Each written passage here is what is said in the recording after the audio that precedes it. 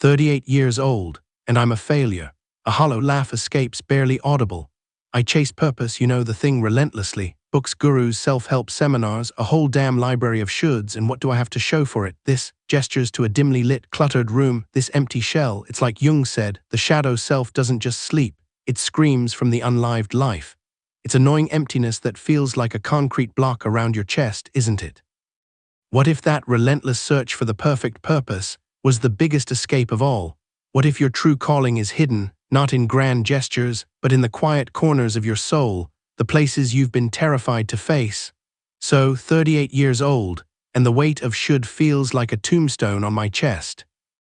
It's not just the external pressures, the societal expectations of success, the relentless comparison to others, it's the internalized voice, the one that whispers insidious lies in the dead of night. That voice that tells me I'm a failure, a fraud, a nothing. And believe me, I've heard it all. I chased purpose, the big purpose, the one that would justify my existence, like a drowning man grabs at straws. I devoured self-help books like they were the bread of life, attended seminars, hired coaches, spent a fortune on gurus promising some secret shortcut to fulfillment. It was an exhausting, futile chase, a desperate attempt to fill the void with something external, anything to silence that gnawing emptiness. It wasn't just exhausting, it was a betrayal of myself, because what I was really running from was the quiet terror of facing my own shadow. The unlived life, as Jung called it, coiled around my soul like a venomous snake, whispering doubts and fears into the very core of my being. The relentless pursuit of some grand, perfect purpose, it became my prison, my gilded cage. I was so busy climbing the ladder of success I didn't realize the ladder was leaning against the wrong wall. It was a meticulously constructed escape. From what? I'll tell you myself. That's the cruel irony, isn't it? The relentless pursuit of meaning outside yourself often leaves you hollower than before. The emptiness echoes louder than ever. It's a sickness of the soul, a plague of the modern man. This relentless, self-defeating search for purpose is an epidemic, and it's killing us. That relentless pursuit, it wasn't just misguided, it was a desperate act of avoidance. A way to outrun the emptiness, the gnawing fear of facing the truth that the perfect purpose doesn't exist. It's a myth, a shimmering mirage in the desert of our unmet expectations. Jung talks about the shadow self, the parts of ourselves we repress, the unlived lives we bury deep within. And what I realized, slowly, painfully, is that my desperate search for meaning was a way of avoiding that shadow, of not confronting the messy, imperfect reality of who I actually am. It was a kind of self-betrayal, a grand escape disguised as a noble quest. Think of it like this: we wear masks, societal masks, professional masks, even relational masks to fit in, to be accepted. But beneath those masks lies the real face, the unfiltered, often unsettling self. And the longer we keep that real face hidden, the more powerful the shadow becomes. I remember a friend of mine, Arthur, a lawyer in Chicago, a man who outwardly had it all: the prestigious firm, the beautiful wife, the sprawling suburban home. But behind that facade of success was a man drowning in loneliness, a man terrified to admit his profound dissatisfaction. He chased promotions, bought bigger houses, worked longer hours, always chasing that elusive feeling of fulfillment, that sense of enough. It was a familiar ache, I knew it well. His relentless pursuit of a successful life was a shield against his shadow self, the artist he secretly longed to be, the vulnerability he fiercely guarded. He died young, a heart attack, they said. But I wonder, was it the stress of chasing the illusion, or the crushing weight of a life unlived, a shadow self finally claiming its due? The truth is, there's no grand, singular purpose waiting to be discovered. It's not out there, it's in here, in the quiet acceptance of our imperfections, in the integration of the light and the dark, the hero and the shadow. It's not about erasing the darkness, it's about embracing it, becoming whole, becoming undeniably, irrefutably you. But what if this relentless pursuit of purpose, this heroic quest for meaning, was itself the mask? What if the very archetype of the successful man, the driven achiever, is a carefully constructed illusion, designed to hide a deeper, more profound fear? It's a societal construct, you see, this image of the man who has it all figured out, who confidently strides toward a predetermined destiny. And we, in our desperate need for validation, try to mold ourselves into that image, only to discover it's a hollow shell. A chilling realization, right? Think of it like a meticulously crafted suit of armor, shining, impressive, but underneath, just a fragile, vulnerable man. I've seen it. A a 62-year-old CEO in Atlanta, outwardly a titan of industry, secretly consumed by crippling self-doubt, terrified that one day his carefully constructed persona would crumble. He felt more like a fraud than an exemplar of success, and the truth of his story is, most such men do. Jung called it the shadow, that hidden part of ourselves we refuse to acknowledge. And in our relentless pursuit of the heroic ideal, in our attempt to control the narrative of our lives, we often project our shadow onto the world, seeing only failure where there might be hidden potential. We become so fixated on the mythical perfect purpose that we become blind to the subtle beauty, the quiet joys, the undeniable meaning woven into the fabric of our everyday existence. It's not about abandoning ambition, it's about redefining success.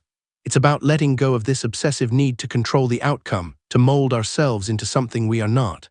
It's painful peeling back the layers, isn't it? Because the greatest risk isn't failure, it's living a life that is not truly your own. That is why I am here, not to provide answers, but to show you how to discover yours, your own path, your own authentic journey.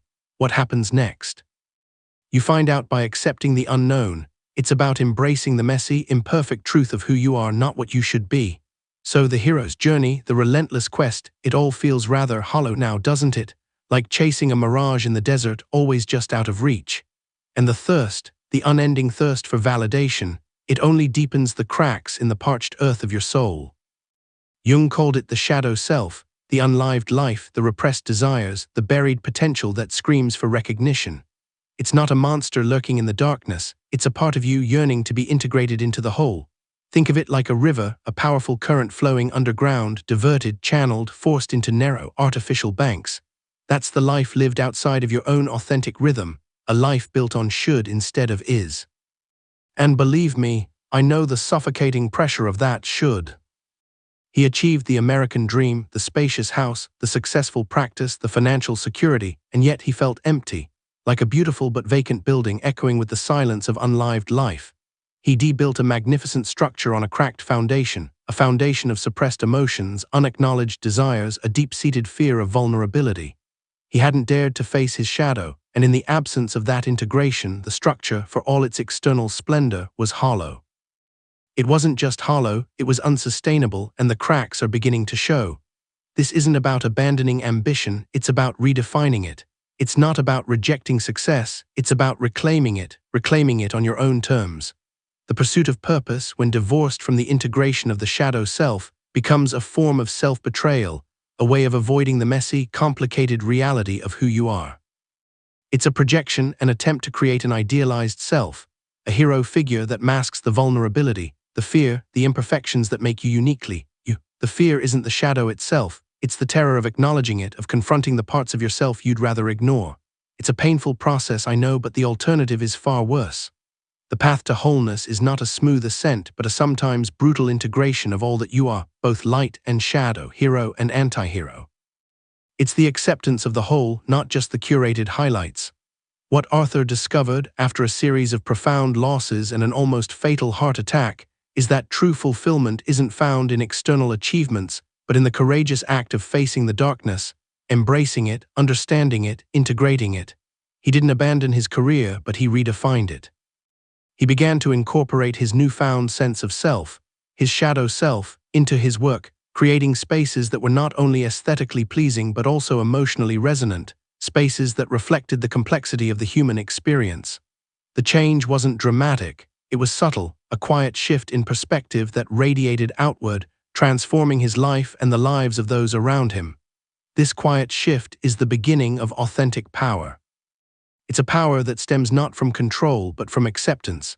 It's not a destination, it's a journey into the heart of yourself. That quiet strength, that's where the real power lies, not in the relentless pursuit of some elusive purpose, but in the quiet acceptance of your own messy, imperfect reality.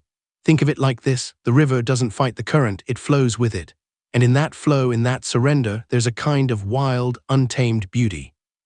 You don't need to conquer the world to find meaning, you just need to be fully present in it, in the everyday, the ordinary, the seemingly insignificant moments. It sounds simple, almost cliché, I know, but trust me, the simplicity is the power. The weight of should, that crushing burden of expectation, it's not your burden to bear alone.